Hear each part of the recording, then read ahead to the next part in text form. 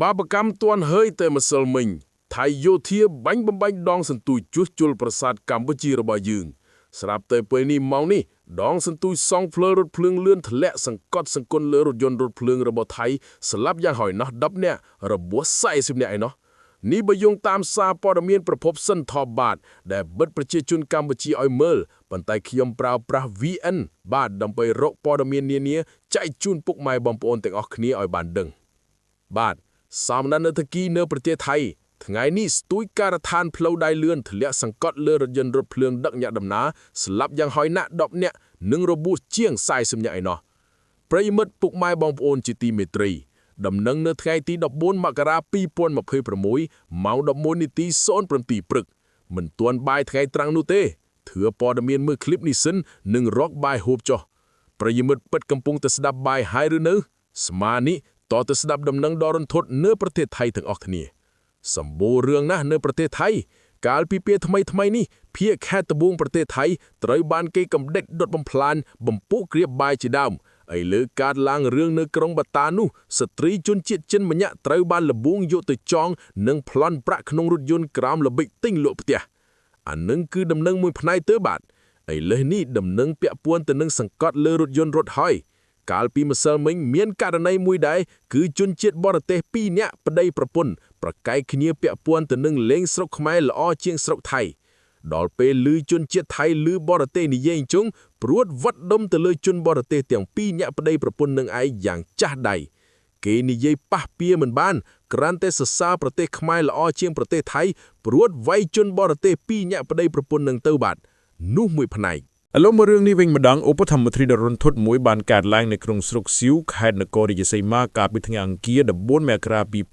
2026បន្ទាប់ពីរថយន្តស្ទូចសំឡុងខ្នាតធំបានធ្លាក់សង្កត់សង្កិនលើរថយន្តរថភ្លើងដឹកអ្នកដំណើរដែលកំពុងចរាចរណ៍បណ្ដាលឲ្យមានមនុស្សស្លាប់និងរបួសយ៉ាងច្រើនសន្ធឹកសន្ធាប់សេចក្តីរាយការណ៍អំពីជនរងគ្រោះយើងតាមរបាយការណ៍បឋមពីកន្លែងកើតហេតុចំនួនអ្នកបាត់បង់ជីវិតបានកើនឡើងយ៉ាងតិច10នាក់ដំណើរជាង40នាក់ផ្សេងទៀតបានរងរបួសធ្ងន់និងស្រាលអញ្ចឹងបូកសរុបទៅ50នាក់ហើយត្រួតទៅប្រិមិត្តអាចនឹងមានតួលេខបន្ថែមពីលើនេះទៅទៀតក្នុងចំណោមអ្នករងគ្រោះមានអ្នកដំណើរជាច្រើនអ្នកបានជាប់គាំងនៅខាងក្នុងរថយន្តរថភ្លើងដែលខ្ទេចខ្ទីបង្កការលំបាកយ៉ាងខ្លាំងក្លាដល់ប្រតិបត្តិការជួយសង្គ្រោះសកម្មភាពសង្គ្រោះបន្ទាន់ក្រុមអ្នកជំនាញសង្គ្រោះបន្ទាន់និងក្រុមគ្រូពេទ្យស្ម័គ្រចិត្តមកពីទូទាំងខេត្តនគររាជសីមាបានចាប់អន្តរាគមន៍ភ្លាមៗនៅកន្លែងកើតហេតុដោយសាររចនាសម្ព័ន្ធដែកដ៏ធ្ងន់របស់រថយន្តស្ទូចបានសង្កត់ពីលើដំបូលរថយន្តរថភ្លើងយ៉ាងពេញទំហឹងក្រុមជួយសង្គ្រោះត្រូវប្រើប្រាស់ឧបករណ៍កាត់ដែកធុនដើម្បីកាត់ផ្តាច់កម្ទេចនិងយកអ្នករងគ្រោះចេញពីក្នុងរថយន្តរថភ្លើងបច្ចុប្បន្នអ្នករងគ្រោះទាំងអស់ត្រូវបានបញ្ជូនទៅកាន់មន្ទីរពេទ្យដែលនៅជិតបំផុតដើម្បីសង្គ្រោះបន្ទាន់នោះគឺជាសកម្មភាពនៃការសង្គ្រោះបានខ្ញុំរៀបរាប់ត្រួសពាក់ព័ន្ធទៅនឹងដំណឹងនេះហើយមូលហេតុនៃគ្រោះថ្នាក់នៃការស៊ើបអង្កេតបឋមបានដឹងថាគ្រោះថ្នាក់នេះបង្កឡើងដោយរថយន្តស្ទូចដែលកំពុងបម្រើការក្នុងឋានសាងសង់ស្ពានរថយន្តរថភ្លើងលឿនបានដាច់ធ្លាក់មកលើផ្លូវដែកស្របពេលជាមួយគ្នានោះរថយន្តរថភ្លើងដឹកអ្នកដំណើរមួយគ្រឿងដែលធ្វើដំណើរមកពីទីក្រុងបក់ឆ្ពោះទៅកាន់ខេត្តឧបលរាជធានីខ្នាងលើក៏បានបុករថយន្តស្ទូចនោះពេញទំហឹងទៅការបុកគ្នានេះបានបណ្ដាលឲ្យផ្ទុះនិងញ័ររងខ្លាំងបណ្ដាលឲ្យកំទេចដែកធ្លាក់សង្កត់សង្កិនលើរថយន្តរថភ្លើងមកដល់ម្ដងទៀតរហូតធ្វើឲ្យរថយន្តរថភ្លើងក្រឡប់ចេញពីផ្លូវនិងរងការខូចខាតយ៉ាងដំណំមូលហេតុដែលបានរៀបរាប់បានគេរៀបរាប់មិនជន់ស្ថានភាពបច្ចុប្បន្នវិញប្រិមត្តជាទីមេត្រីអាជ្ញាធរពាក់ព័ន្ធកំពុងបិទខ្ទប់តំបន់កើតហេតុសម្រាប់សម្រួលដល់ការយកកំទេចដាច់ចេញនិងត្រួតពិនិត្យសុវត្ថិភាពផ្លូវដែកឡើងវិញការស៊ើបអង្កេតស៊ីជម្រៅនឹងត្រូវធ្វើឡើងដើម្បីស្វែងរកអ្នកទទួលខុសត្រូវចំពោះកំហុសបច្ចេកទេសដែលនាំឲ្យមានសោកនាដកម្មដ៏ធំនេះកើតឡើងបានកាលពីប្រមាណសប្តាហ៍មុនក៏ផ្ទុះផងដែរពាក់ព័ន្ធទៅនឹងស្ពានបាក់នៅប្រទេសថៃនៅពេលដែលថៃយោធាបាញ់វាយប្រហារកម្ពុជាជំនះរបស់កម្ពុជាស្ពានថៃក៏បាក់ដែរឥឡូវដូចគ្នានោះដែរនៅពេលដែលយោធាថៃបាញ់ប្រហារទៅលើប្រាសាទព្រះវិហារបាញ់កំទេចដងសន្ទូចជួសជុលប្រាសាទព្រះវិហារឥឡូវនេះដូចគ្នាដែរបាបកម្មបាទខ្ញុំសង្កត់ធ្ងន់ថាមានជាក់ស្ដែងតែម្ដងរឿងសោកនាដកម្មកំពុងតែរងចាំប្រទេសមួយនេះក្រោយពីយោធាបាញ់វាយប្រហារឈ្លានពានទឹកដីកម្ពុជាបាទឈ្លានពានកម្ពុជាហើយបែរជាមិនអោយកម្ពុជារបស់យើងនិយាយពាក្យថាឈ្លានពានទៅទៀតដាក់សម្ពាធកម្ពុជាកុំអោយប្រើប្រាស់ពាក្យថាឈ្លានពានបែបអញ្ចឹងនោះ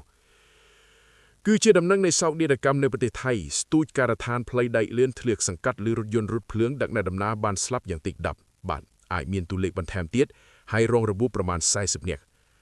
ហើយការពីไปថ្មីៗនៅក្រុងប៉ាតាយាសូមជម្រាបដំណឹងនេះបន្ថែមប្រិយមិត្តជាទីមេត្រីម្សិលមិញនោះឯងអាជ្ញាធរប៉ូលីសថៃកំពុងបើកការស៊ើបអង្កេតយ៉ាងក្តៅក្រកុកដើម្បីតាមស្វែងរកចាប់ខ្លួនសង្ស័យជនជាតិចិនម្នាក់បន្ទាប់ពីបានធ្វើសកម្មភាពលបួងស្រីរួមជាតិយកទៅបង្ខំចងនិងប្លន់យកប្រាក់នៅក្នុងរថយន្តស៊ុយទំនើបមួយគ្រឿងកាលពីយប់រំលងអត្រីរាជឈានចូលថ្ងៃច័ន្ទនេះបាន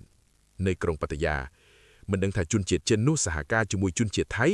ឬក៏ថៃខ្លួនឯងជាអ្នកធ្វើរឿងនេះហើយទម្លាក់កំហុសទៅលើជនជាតិចិនអត់ដឹងទេគ្រាន់តែដឹងថាវាកើតឡើងនៅក្រុងប៉ាតាយាហេតុការណ៍ដ៏រន្ធត់នេះត្រូវបានទំនាក់ទំនងថានៅវេលាម៉ោងប្រហែលជា1នាទីព្រឹកថ្ងៃច័ន្ទក្នុងតំបន់លំនៅសែនរីឃុំនងព្រូក្រុងប៉ាតាយាថ្ងៃមុននេះចាប់បានមេក្លោងដែលបានបញ្ជាឲ្យសម្លាប់និស្សិតកូរ៉េនៅកម្ពុជានោះរត់ទៅពួកស្ងំអាត្មានៅក្រុងប៉ាតាយាក្បែរអូននាងនោះឯងមន្ត្រីប៉ូលីសដែលចុះទៅដល់កន្លែងកើតហេតុបានរកឃើញរថយន្ត Mark Mercedes-Benz មួយគ្រឿងបានបុកជាប់នឹងរបងនៅខាងក្នុងរថយន្តត្រង់ចន្លោះកៅអីខាងមុខនិងខាងក្រោយគេបានប្រទះឃើញស្ត្រីរងគ្រោះឈ្មោះយ៉ាអាយុ35ឆ្នាំស្ថិតក្នុងស្ថានភាពត្រូវបានគេយកកាសែតស្អិតបិទភ្នែកនិងចងដៃចងជើងយ៉ាងស្កត់បិទចងដៃចងជើងបិទភ្នែករំលងចិត្តតែម្ដងនៅក្នុងឡាននោះឃើញហើយប្រិយមិត្តជាទីមេត្រីបាទនោះគឺការឡើងនៅក្នុងប្រទេសថៃយោងតាមការរៀបរាប់របស់ជនរងគ្រោះនាងបានស្គាល់ជនសង្ស័យឈ្មោះពេងអាយុប្រហែលជា30ឆ្នាំតាមរយៈបណ្ដាញសង្គមជនសង្ស័យបានប្រើប្រាស់ល្បិចកិច្ចកលបួងលួងថាខ្លួនមានផ្ទះសម្រាប់លក់និងចង់នាំនាងទៅមើលអាចារ្យមួយនោះនៅវេលាម៉ោង7:37យប់ថ្ងៃអាទិត្យដងរងគ្រូបានបើករថយន្តទៅទទួលជនសង្ស័យនៅតាមផ្លូវវីតាបតេ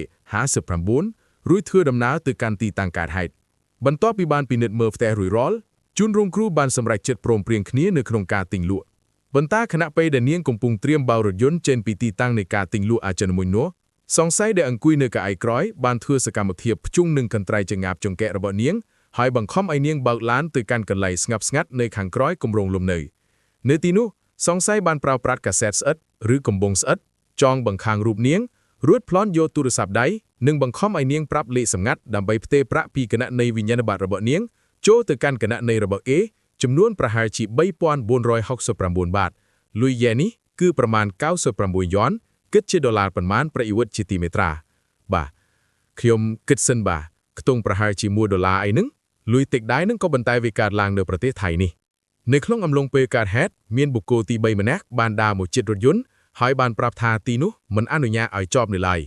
ភ្លាមនោះជនសង្ស័យបានភ័យស្លានរួចផ្លាស់ប្ដូរមកអង្គុយកៅអីแอร์បើកបរដើម្បីបើកខ្លួនប៉ុន្តែក៏បានជ្រៅបុករបងយ៉ាងពេញទំហឹងនោះគឺជាបាបកម្មបាទភ័យស្លានស្លោទៅបុករបងយ៉ាងពេញទំហឹងដោយឃើញស្ថានភាពមិនស្រួលជនសង្ស័យបានសម្រេចចិត្តបោះបង់រថយន្តនោះចោលហើយរត់គេចខ្លួនបាត់ស្រមោលពីកន្លែងកើតហេតុបាត់ដីបច្ចុប្បន្នកម្លាំងសមត្ថកិច្ចក្រុងបាតាយាកំពុងពិនិត្យមើលរូបភាពពីកាមេរ៉ាសុវត្ថិភាពវិញ្ញាណបត្រជុំវិញតំបន់កើតហេតុនិងតាមដានជើងរបស់ជនសង្ស័យតាមរយៈទិន្នន័យគណនីវិញ្ញាណបត្រដែលបានប្រើប្រាស់ក្នុងការផ្ទេរដើម្បីនាំខ្លួនមកយកប្រដានតញាតូទៅតាមផ្លូវច្បាប់ឲ្យបានឆាប់បំផុតនោះគឺជាដំណឹងមួយផ្នែកពាក់ព័ន្ធទៅនឹងបាទស្ត្រីជនជាតិចិនម្នាក់ត្រូវបានលបួងយកទៅចងនិងប្លន់ប្រាក់ក្នុងរថយន្តក្រោមល្បិចទិញលក់ផ្ទះបាទអញ្ចឹងទេរឿងអាស្រូវរឿងកើតហេតុនានាកើតឡើងព្រមព្រៃទៅដកនៅក្នុងប្រទេសថៃមិនអស់នោះទេដោយសារតែបាបកម្មការវាយប្រហារប្រទេសកម្ពុជាតែសម្ញប្រជាពលរដ្ឋកម្ពុជារបស់យើងនានាត្រូវបានវាយប្រហារខ្ទេចតែម្ដងពីយន្តហោះចម្បាំង F16 របស់ថៃនេះបាទវាយប្រហារប្រាសាទវិហារដងសន្ទូចជួសជុលឥឡូវនេះបាបកម្មតន់ហើយចំពោះដងស្ទូចការដ្ឋាននៅផ្លូវដៃលឿនធ្លាក់សង្កត់រថយន្តរថភ្លើងដឹកដំណើរនោះគឺជាបាបបាទហើយកាលពីប្រមាណថ្ងៃមុននឹងឯងនៅភូមិខាងត្បូងប្រទេសថៃបាតានីនរាធិវត្តយ៉ាឡាពួកបាបោមូលស៊ីលីមបន្ទោសក្របបែកតាមស្ថានីយ៍ប្រេងអេសនភាគី11កន្លែងដោយសារតែការធ្វើបាបទុកបុកមនុស្សការពីអតីតប្លន់យកទឹកដីអាណាចក្របាតានីបានឥឡូវពួកនោះធ្វើទុកបុកមនុស្សវិញបង្កប្របែកនានាតាមស្ថានីយ៍មុននឹងការបោះឆ្នោតឈានមកដល់នាថ្ងៃទី8កុម្ភៈ2026ខាងមុខនេះអនុទីនក៏ទទួលស្គាល់ដែរពាក់ព័ន្ធទៅនឹងការបង្ពុកក្របបែកនោះក៏ប៉ុន្តែមិនទទួលស្គាល់នៅក្នុងការបះបោរផ្ដាច់រដ្ឋផ្ដាច់ទឹកដីនោះទេបាទហើយម្សិលមិញអនុទីនក៏បាននិយាយផងដែរប្រិយមិត្តជាទីមេត្រានិយាយថាម៉េចបើសិនជាខ្លួនជាប់ឆ្នោតធ្វើជានាយករដ្ឋមន្ត្រីដឹកនាំរដ្ឋាភិបាលនឹងមិនឲ្យកម្ពុជាឈ្នះរឿងព្រំដែនជាមួយប្រទេសថៃនោះឡើយសម្ដីអនុទីនប្រកាសបែបសង្គ្រាមសម្ដីបើខ្ញុំជាប់ឆ្នោតជានាយករដ្ឋមន្ត្រីកម្ពុជានឹងចាញ់ដាំងស្រង់ ថាតាគាត់និយាយអ្វីបន្ថែមខ្ញុំសូមនិយាយបន្តិចទេប្រយុទ្ធ ចាប់ហើយអនុទេនចាណាគុលឧបនាយករដ្ឋមន្ត្រីនិងជាបេក្ខភាពនាយករដ្ឋមន្ត្រីដ៏មានឥទ្ធិពលបានធ្វើការប្រកាសយ៉ាងក្តៅក្រកុកដែលធ្វើឲ្យមជ្ឈដ្ឋានជាតិនិងអន្តរជាតិមានការភ្ញាក់ផ្អើលយ៉ាងខ្លាំងលោកបានក្នុងយុទ្ធនាការឃោសនាបោះឆ្នោតថាប្រសិនបើពលរដ្ឋថៃផ្ដល់សេចក្តីទុកចិត្តដល់រូបលោកឲ្យជាប់ឆ្នោតធ្វើជានាយករដ្ឋមន្ត្រីដឹកនាំរដ្ឋាភិបាលថៃកម្ពុជានឹងរងរបបរាជ័យយ៉ាងធ្ងន់ធ្ងរនោះគឺជាអ្វីដែលគាត់បានលើកឡើងអនុបានសង្កត់ធ្ងន់ថាវាច្បាស់ណាស់ប្រសិនបើពួកគេជ្រើសរើសអនុនឹងចាញ់ទាំងស្រុងពួកគេនឹងគ្មានឱកាសទាញយកអត្ថប្រយោជន៍ណាមួយពីប្រទេសថៃហើយក៏គ្មានឱកាសអាចមកគំរាមកំហែងដល់អធិបតេយ្យភាពរបស់ថៃបានឡើយបាទតាមពិតកម្ពុជារបស់យើងនៅសុខស្រួលធម្មតាគ្រាន់តែថៃចេះតែនិយាយចិនឲ្យលយតែប៉ុណ្ណោះ